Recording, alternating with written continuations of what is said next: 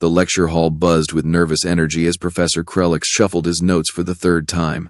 His 7 eye stalks kept drifting toward the empty seat in the second row, the one specifically requested by the new transfer student from Earth. Earth. Just thinking the name made his breathing slits constrict. Perhaps she won't show up, whispered Yalara, his teaching assistant, her auditory fronds trembling slightly. We should be so lucky, Krelix muttered back. But humans are apparently very punctual. Something about survival instincts and being on time meaning the difference between life and death on their world. The other students were equally tense. 47 species represented in this advanced xenobiology class, and every single one of them had watched the mandatory safety videos about humans. The documentaries had titles like Understanding Apex Predators in Academic Settings and What to Do When the Human Smiles, a Survival Guide. Chip, a phoenix whose blue fur was currently standing straight up in perpetual anxiety, raised a trembling paw. Professor, is it true that humans eat other animals? Like dead ones? Yes, Chip. We discussed this yesterday. But they cook them first, with fire? Also, yes. A collective shudder ran through the classroom. Fire is a destructive force, squeaked a Pilthian named Vree from the back. Why would anyone voluntarily use it on their food? Because apparently it kills the bacteria that would otherwise kill them, Krelix explained wearily. Their world is so hostile that even their food tries to murder them, so they have to murder it harder first. That's insane. Yes. Well, you're about to meet someone from that insane world. So everyone please try to remain calm and not activate your emergency beacons unless absolutely necessary. The station security team asked me very nicely to minimize false alarms this semester. The door opened, every being in the room froze. Riley Kowalski walked in with the casual confidence of someone who had never been prey a day in her life. She wore the standard student uniform, her dark hair pulled back practically, and her brown eyes swept the room with that distinctive predator focus that made every herbivore species present want to bolt for the exits. Morning, everyone, she said cheerfully. 3 students activated their personal shields immediately. Vree made a sound like air escaping from a balloon and deflated into their seat. But that wasn't the worst part. The worst part was what followed her through the door. It was roughly 30 pounds of concentrated rage wrapped in fur.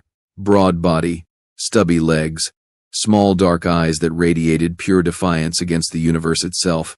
It moved with a rolling gait that somehow conveyed both laziness and lethal capability. This is Boris, Riley announced, reaching down to scratch behind the creature's ears. He's my emotional support animal.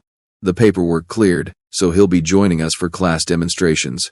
Demonstrations? Krelix's voice cracked across 3 octaves. What kind of demonstrations require a honey badger? Riley supplied helpfully. He's actually perfect for xenobiology. See, Boris here represents a really interesting evolutionary adaptation. He's from a Class 9 death world, same as me, and he's basically evolved to not care about anything. Boris chose that moment to notice the Quillian student in the front row, a being that resembled a mobile cactus. The honey badger stared at them for a long moment, then made a sound that the universal translator rendered as profound indifference before waddling past to investigate a desk. Not care? Chip's voice was nearly inaudible. What does that mean? Oh, it's great.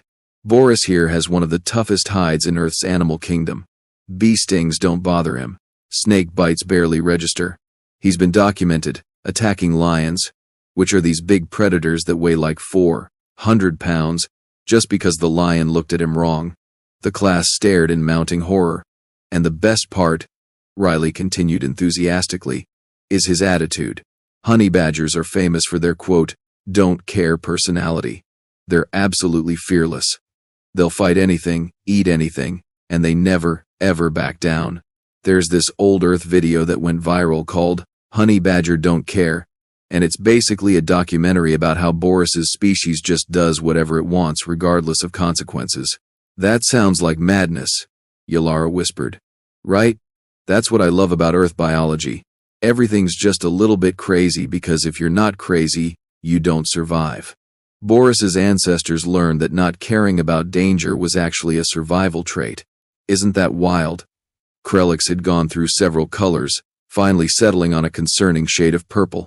Miss Kowalski, when the administration approved your companion animal, I don't think they understood. Oh, don't worry. Boris is super well behaved. Watch this.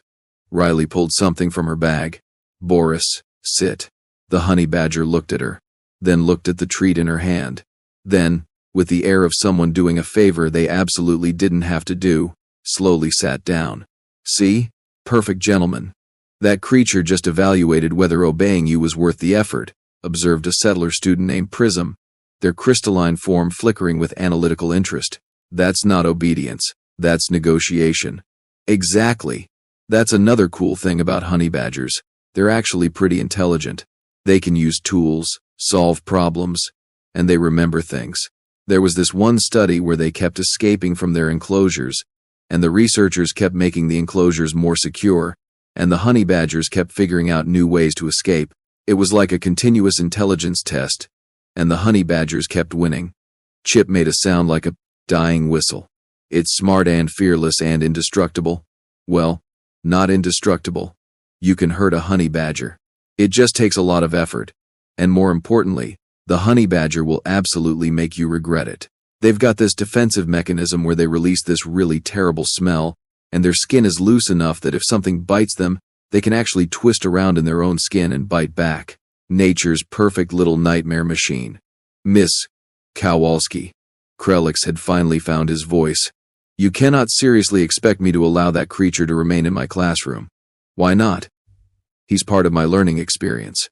And honestly, Professor, he's the perfect teaching tool. You're teaching xenobiology, right? The study of alien life and how different species adapt to their environments. Well, Boris is a living example of extreme adaptation.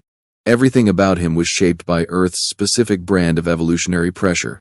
Earth's specific brand of madness, you mean? Riley's expression grew thoughtful. You know, everyone keeps saying that Earth breeds madness. But from our perspective, it's not madness, it's just problem solving.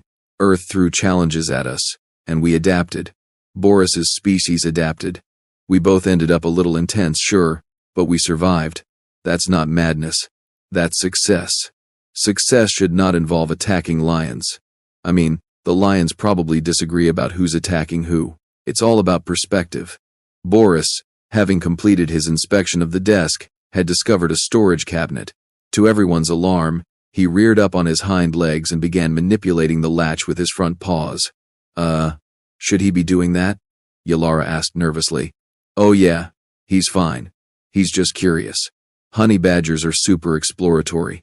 In the wild, they'll investigate anything that might be food, which is basically everything.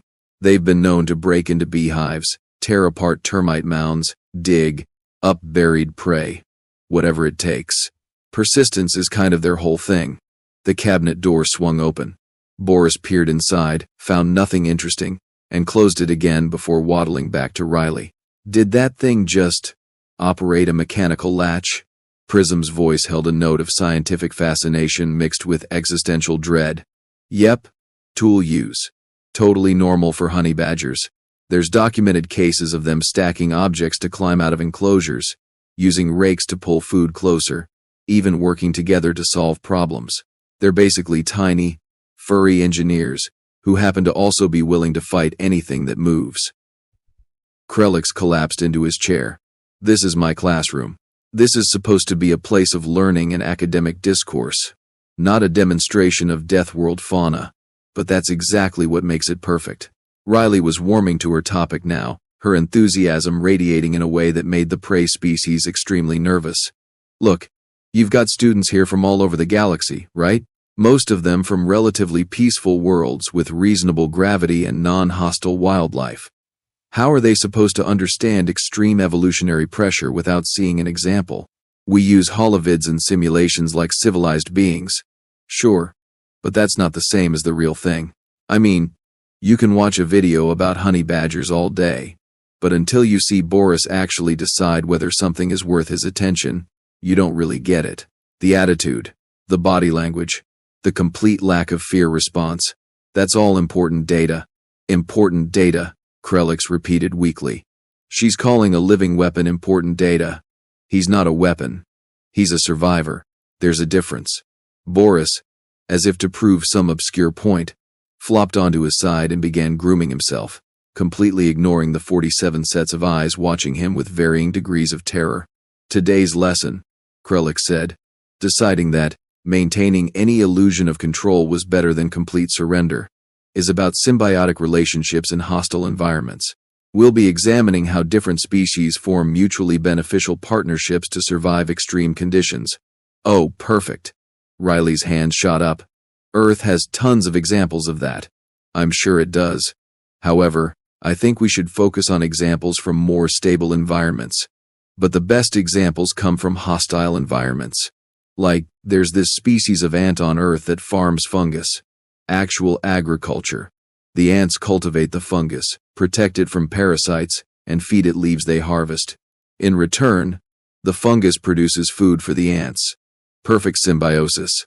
Krelix's eye stalks perked up slightly. Well, that's actually quite reasonable. Fungal cultivation is not uncommon in insect species across the galaxy, right? And here's where it gets cool. The ants also have bacteria living on their bodies that produce antibiotics to protect the fungus from diseases. So it's not just a two-way relationship between ants and fungus. It's a three-way symbiosis between ants, fungus, and bacteria. Multiple species working together in perfect harmony. That's actually fascinating. Krelix was leaning forward now, professional interest overriding terror for a moment. A tri-species symbiotic relationship with agricultural applications. That's quite sophisticated for a death world. Oh, Earth life is super sophisticated. It has to be. The selection pressure is so intense that only the really clever adaptations survive. Like Boris here.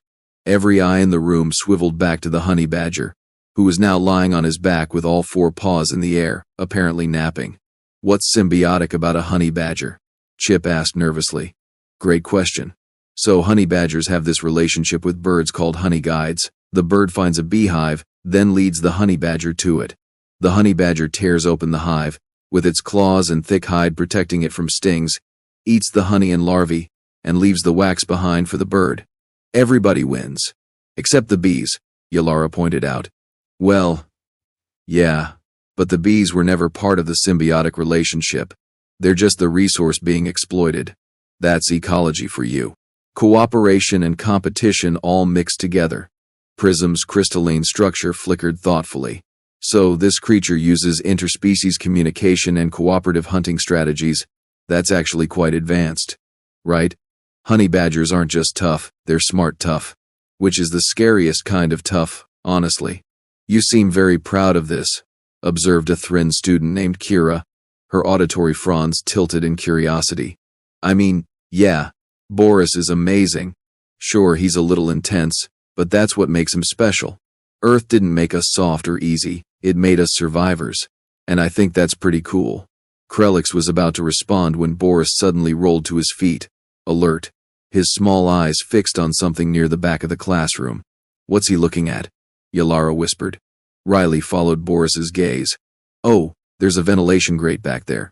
He probably heard something moving in the ducts. What could be moving in the ducts? I don't know. Could be maintenance robots? Could be air currents? Could be… Wait. Does this station have any kind of pest problem? Krelix's eye stalks went rigid. We have a small population of scrit beetles in the lower levels. They're harmless detritivores that help with waste processing. Why? Boris was already moving, waddling purposefully toward the back of the classroom with that distinctive rolling gait that somehow covered ground faster than it should. Because honey badgers hunt beetles in the wild. It's one of their primary food sources. And if Boris smells beetles, he wouldn't. He absolutely would. Boris reached the ventilation grate, reared up on his hind legs, and began working at the fasteners with his claws. Within seconds, he'd figured out the mechanism and popped the grate free. Stop him! Krelix shrieked.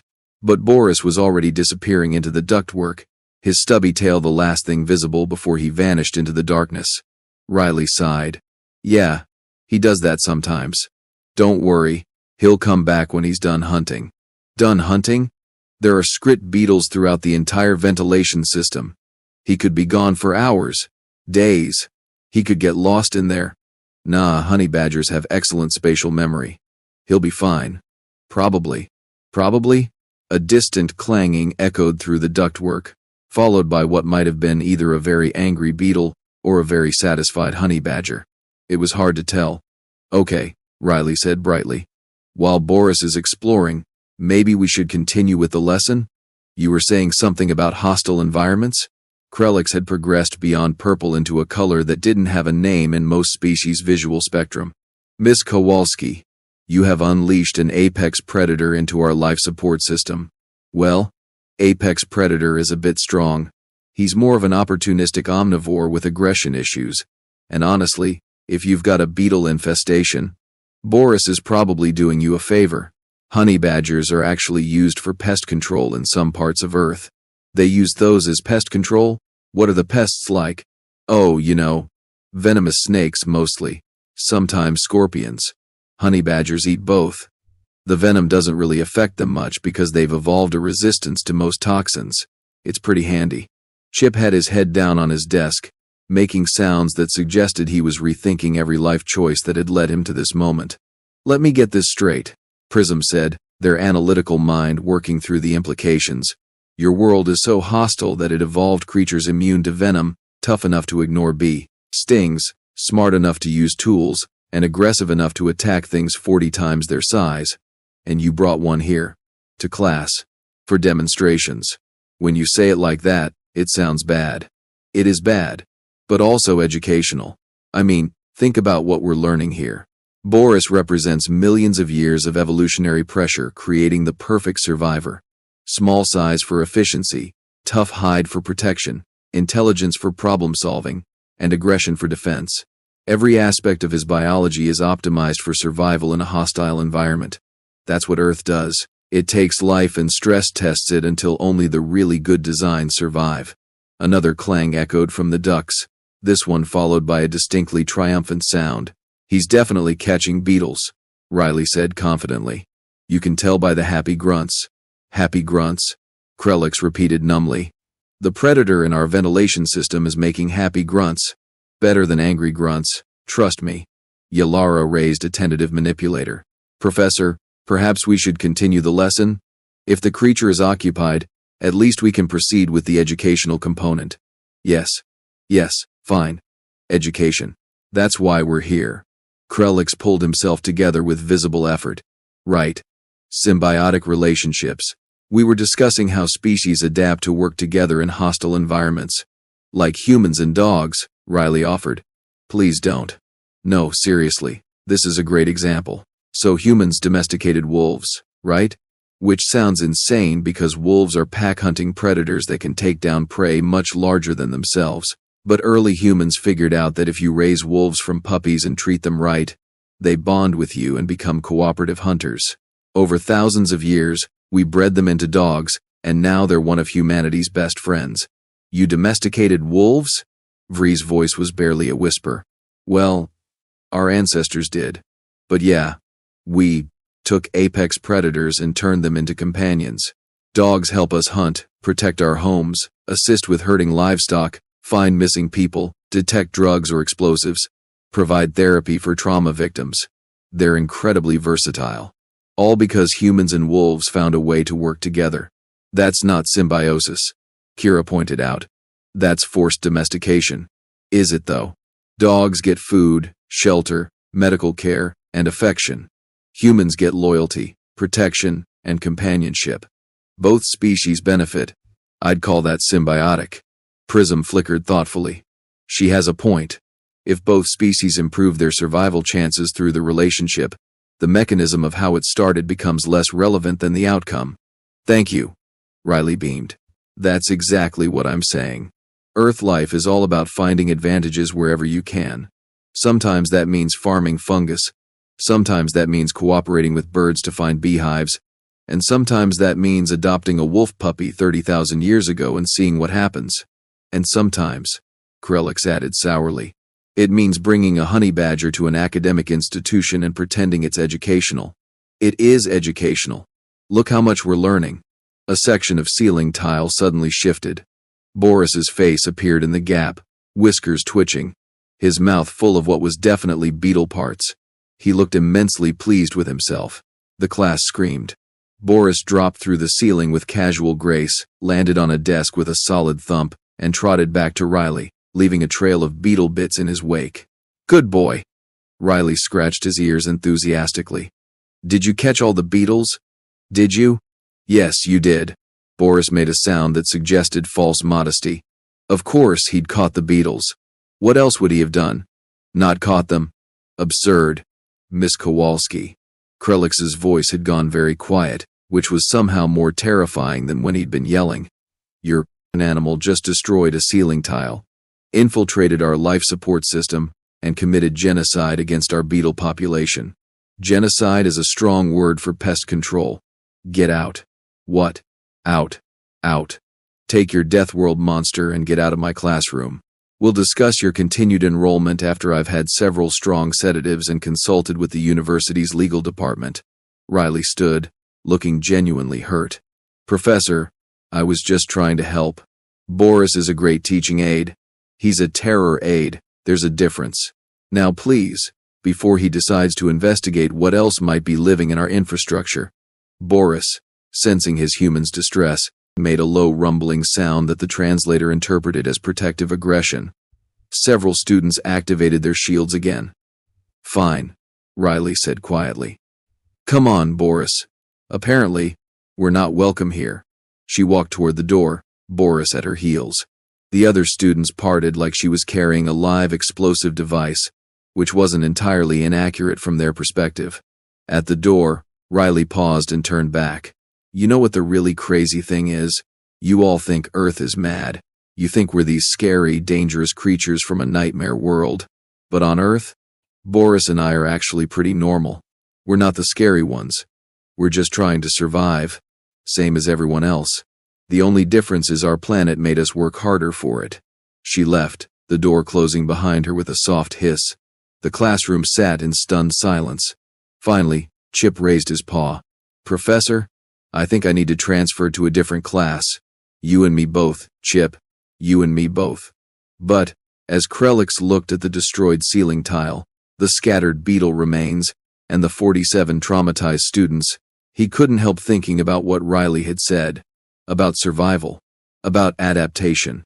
About how madness and success were sometimes the same thing, just viewed from different angles. Earth had bred Riley and Boris to be survivors in an impossible environment, and they'd succeeded. The fact that their success looked like madness to everyone else was just a matter of perspective. Still didn't mean he was letting that honey badger back in his classroom, though. Some lessons in xenobiology were better learned from a safe distance. Riley sat in the university cafeteria, picking at something that claimed to be food but looked like it had given up on life. Boris sat under her table, occasionally making hopeful noises whenever she dropped a piece of the mystery meal. Not for you, buddy, she muttered. This stuff might actually be toxic. And that's saying something, considering you eat scorpions for fun. Mind if we join you? Riley looked up to find Prism standing there, their crystalline form refracting the cafeteria lights into rainbow patterns. Behind them stood Kira, the Thrin student, and surprisingly, Chip, though the Phoenix was maintaining what he probably considered a safe distance of about 3 meters. Sure? I figured everyone would be avoiding me after the whole ceiling incident. Oh, we are terrified, Chip admitted, his fur still standing on end, but also curious. And Prism made a compelling argument about facing our fears. I said we should gather more data, Prism corrected. Fear without understanding is illogical. You and your companion represent a unique opportunity to study Death World adaptations. Kira settled into a seat, her auditory fronds tilted forward in interest. Plus, you were right about Professor Krelix only teaching us theory. I have studied xenobiology for 3 cycles, and I have learned more from watching your honey badger for 20 minutes than from an entire semester of holovids. Learned what? How to have a panic attack? Riley asked Riley.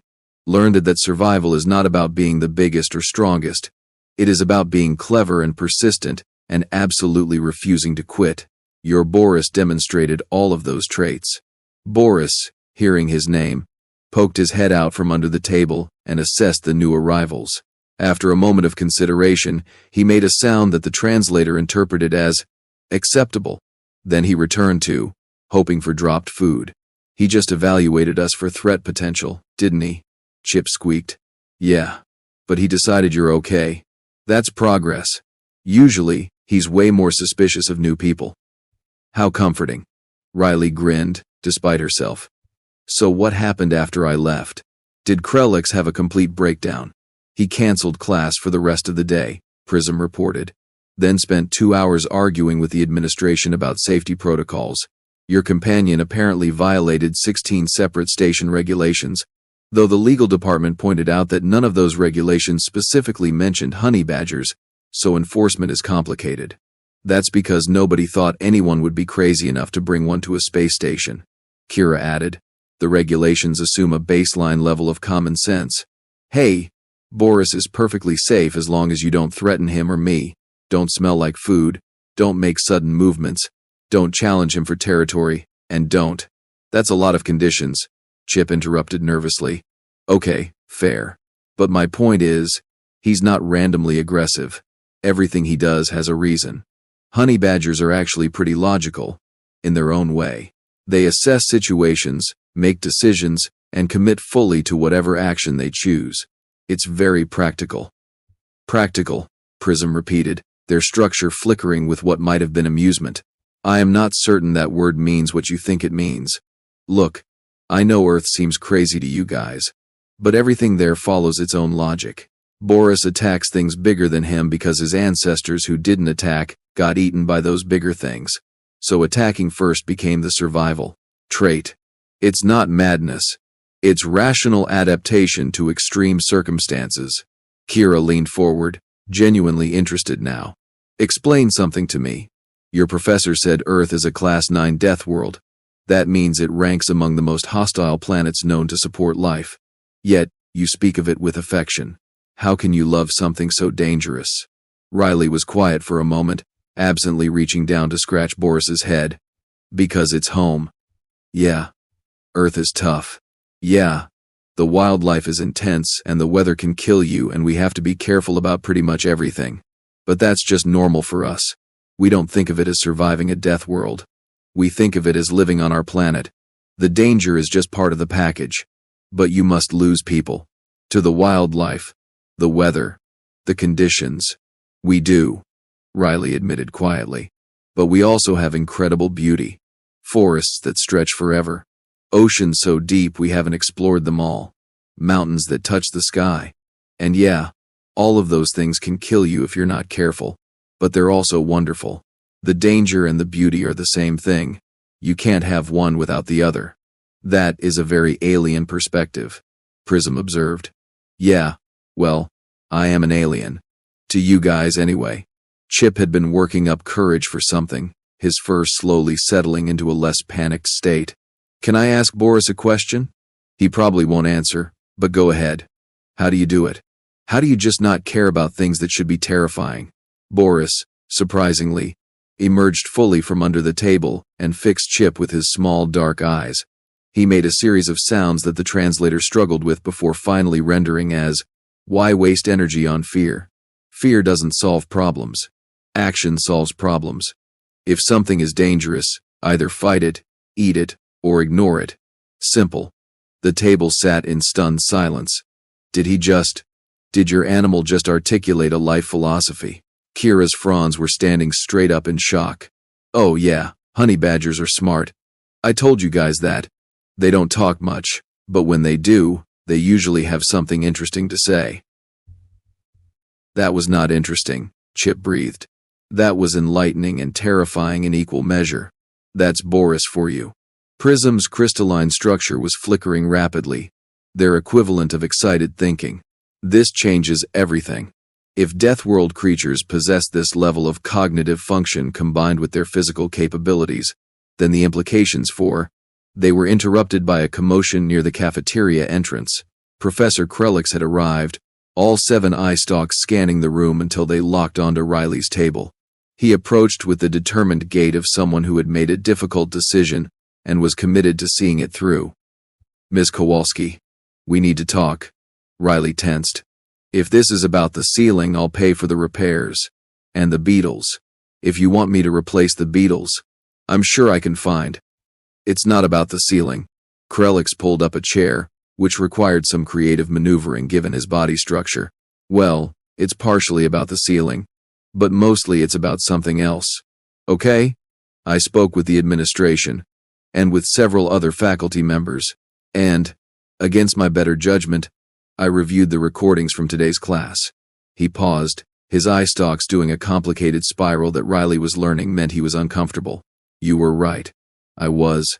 About the educational value, students learned more in that one chaotic session than they typically learn in a week of standard lectures.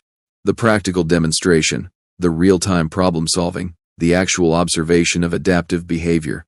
It was remarkably effective pedagogy. Even if it did traumatize half the class, Chip made a small sound of agreement and trauma. So I have a proposal, Krelix continued. I want, and you and Boris to come back to class. But this time, we do it properly. Structured demonstrations, controlled environments, advance warnings for students who need time to prepare psychologically. You want Boris to be an official teaching assistant? I want Boris to be a living case study. With your help, we can show students what extreme adaptation actually looks like. Not theory, not simulation, reality. The uncomfortable, occasionally terrifying reality of what life becomes when evolution gets desperate. Riley's eyes were shining.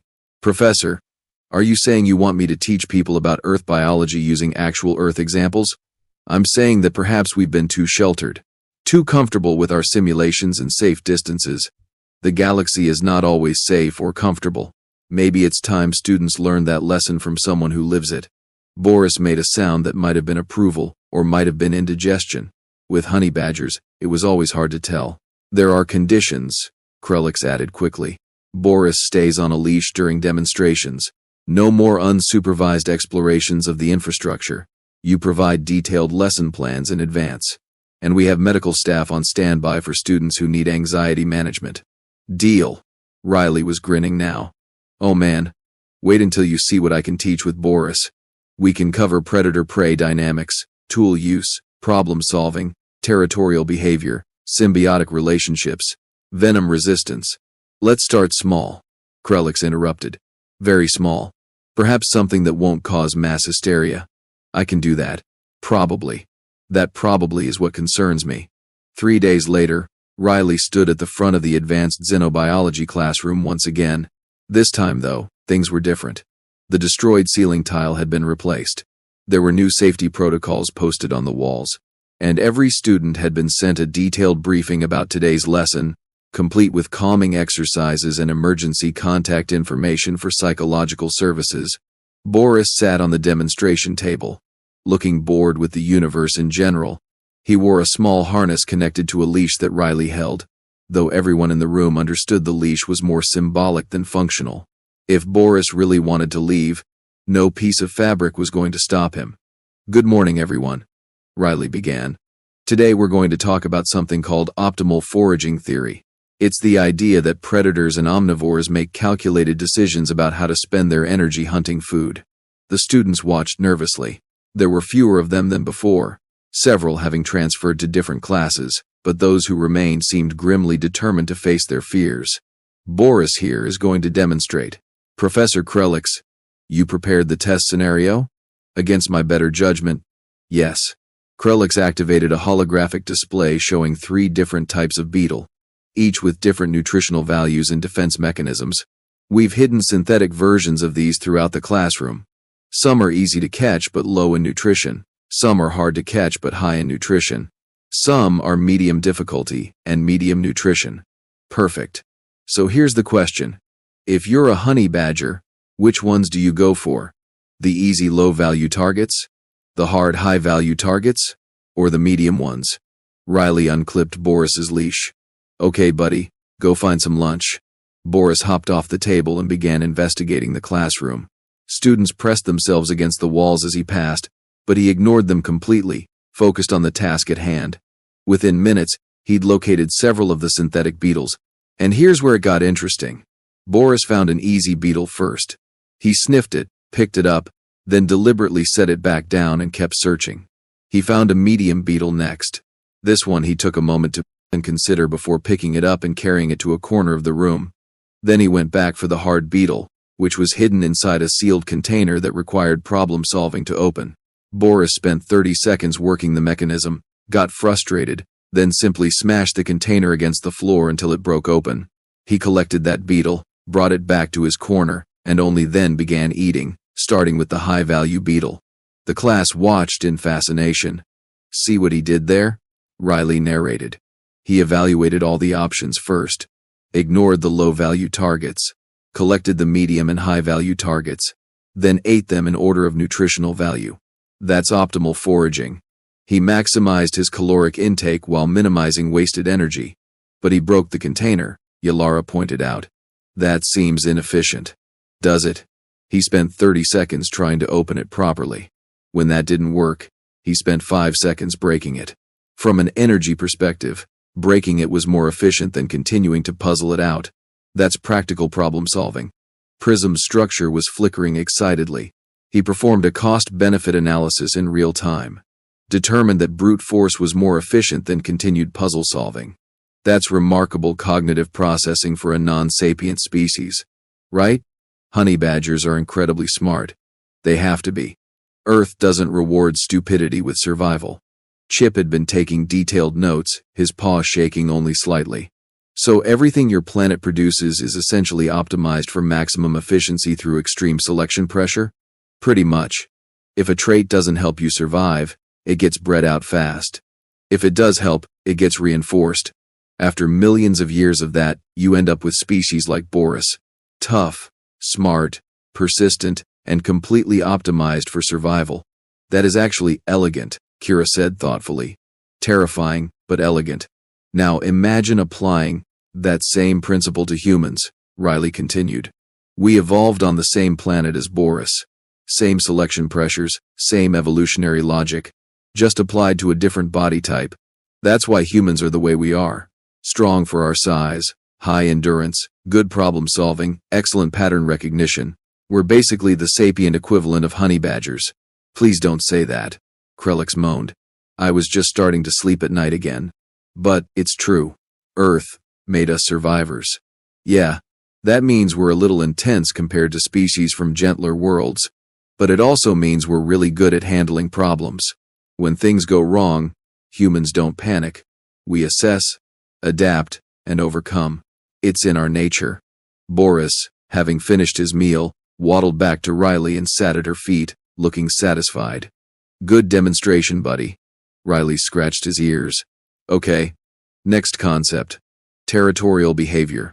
Boris, show them your I don't care face. Boris obligingly stared at the class with his characteristic expression of complete indifference, mixed with latent aggression. Several students shuddered. See, honey badgers don't really do fear responses, they do threat assessment instead. Boris just looked at all of you and basically thought, could I take them in a fight if necessary? Answer, yes. Do I need to fight them right now? Answer, no. Therefore, don't care. It's beautifully simple logic. Simple and sociopathic, Chip muttered. Not sociopathic. Efficient. There's a difference. Sociopaths lack empathy. Boris has plenty of empathy. He just reserves it for creatures he cares about. Like me. For everyone else, he's just practical. As if to demonstrate, a maintenance robot rolled into the classroom through the open door, following its programmed cleaning route. Boris immediately fixated on it, his body language shifting to alert interest. Oh, this should be good, Riley said. Watch what he does. Boris approached the robot slowly, circling it, assessing it from multiple angles. The robot, unaware it was being evaluated for threat potential, continued its cleaning routine. Boris reached out and tapped it with one paw. The robot beeped and shifted direction slightly. Boris jumped back, then approached again, more confidently this time. He tapped it again. Another beep. This time Boris didn't jump. He'd learned the pattern. Robot makes noise, robot moves slightly, robot is not a threat. Having established this, Boris completely lost interest and wandered back to Riley. Adaptive learning, Riley explained. First encounter, caution. Second encounter, testing. Third encounter, understanding. He learned the robot's behavior pattern and adjusted his response accordingly. That's intelligence. That's also exactly what he did with us on the first day. Prism observed. He assessed every student, determined our threat levels, then ignored most of us. Exactly. Honey badgers are excellent at threat assessment. They have to be, because they live in an environment full of things that could kill them. The difference is, they decided that the best defense is a good offense, so their threat assessment usually ends with either ignore it or attack it. There's not much middle ground. What determines which response they choose? Asked a student Riley didn't know. Some kind of floating jellyfish creature whose name she kept forgetting. Mostly whether you're between them and something they want. Boris attacked the ceiling tile because he wanted the beetles behind it. He ignored you all because you weren't blocking his goals. It's purely pragmatic. The lesson continued for another hour. Riley demonstrated Boris's problem-solving abilities by setting up increasingly complex puzzles. She showed how he could open containers, manipulate simple tools, and even work cooperatively with Riley to achieve goals neither could accomplish alone. The students were still nervous, but their fear was being replaced by fascination. They were seeing, in real time, what Death World evolution produced. Not monsters, not mindless killing machines, but highly optimized survivors with intelligence, adaptability, and an absolute refusal to give up. Any questions? Riley asked as the lesson wound down. Every hand, paw, tentacle, and appendage in the room went up. Riley grinned. Okay, one at a time.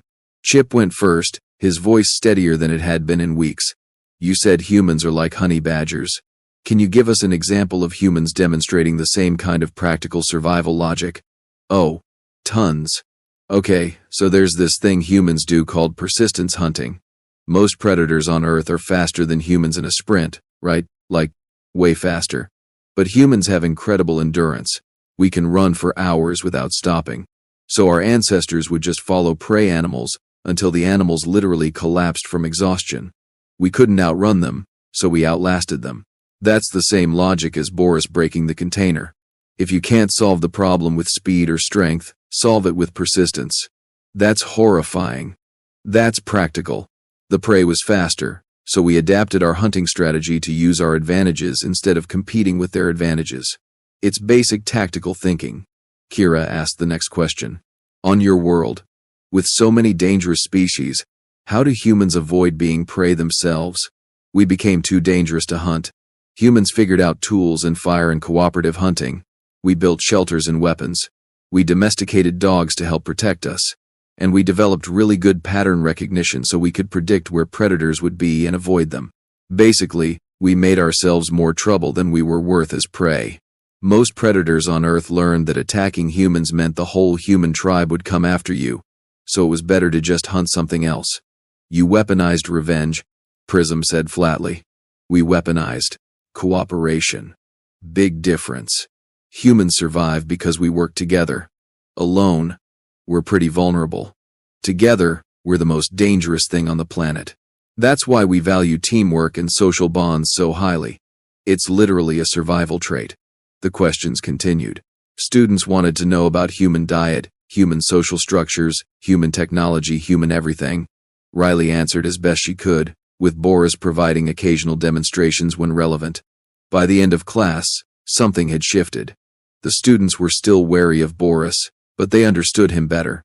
And understanding, as Prism had pointed out, made the fear manageable.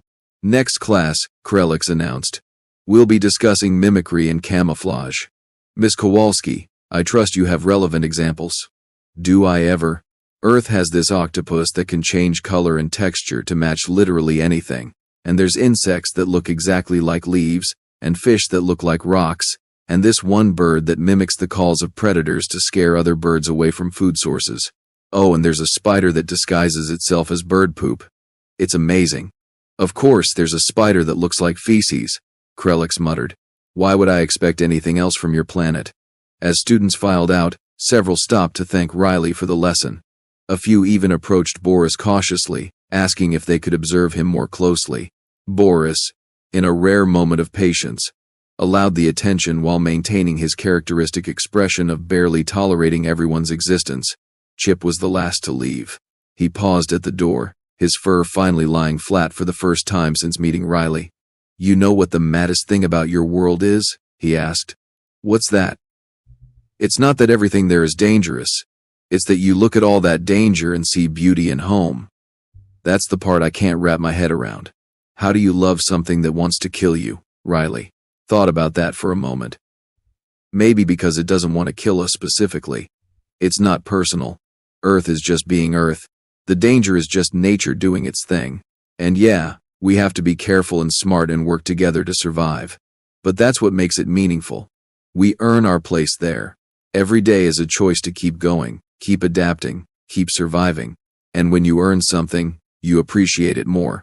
That is simultaneously the most inspiring and most insane thing I have ever heard. Welcome to the Earth perspective. We're full of inspiring insanity. Chip left, shaking his head but smiling slightly. Riley packed up her materials while Boris investigated a spot on the floor that apparently smelled interesting.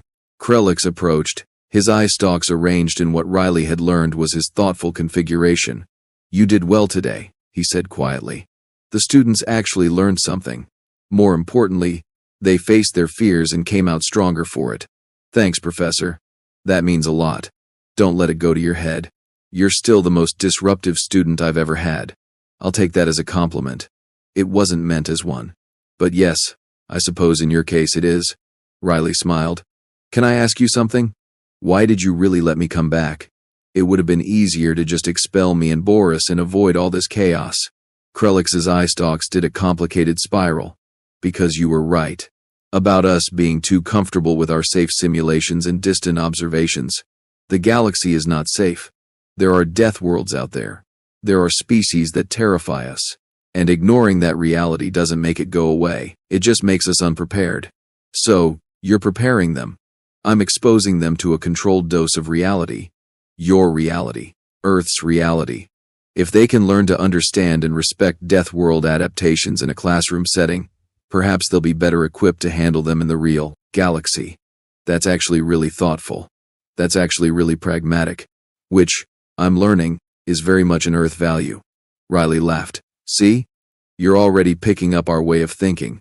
Soon you'll be breaking things to solve problems and attacking obstacles bigger than yourself. I certainly hope not. One Death World survivor in this classroom is quite enough. 2. Riley corrected, pointing at Boris. Right. 2. Which is still approximately too many for my stress levels. They walked out of the classroom together, Boris waddling between them. In the corridor, students no longer fled at the sight of them. Instead, they nodded respectfully, asked questions about the next lesson, or simply watched with curiosity as the human and her improbable companion passed by. Earth had bred madness, or so the saying went. But maybe madness was just another word for adaptation, for survival, for refusing to quit when the universe got hostile. Riley looked down at Boris, who looked back up at her with his characteristic expression of barely tolerating existence while simultaneously being ready to fight it if necessary. You know what, Boris? I think we're going to like it here. Boris made a sound that the translator interpreted as, obviously. Everywhere I go becomes tolerable through my presence. That's just basic reality. Which was possibly the most honey badger response possible, and exactly why the galaxy needed to meet creatures like him. Not to be afraid of them, but to understand them, to learn from them, to realize that sometimes what looks like madness is just a different kind of wisdom, forged in fire and tempered by survival. The semester continued. Riley kept teaching. Boris kept demonstrating. Students kept learning. And somewhere in the administrative offices, Thelos updated the companion animal policy to include 16 new restrictions, all of which specifically mentioned honey badgers. But he also approved Riley's request to bring in guest speakers from Earth next semester, because if one honey badger could teach this much, imagine what a whole delegation of Death World survivors could accomplish. It was going to be chaos, but as Earth had proven, chaos was just another word for opportunity. And the Galactic University of Advanced Sciences was finally ready to learn that lesson.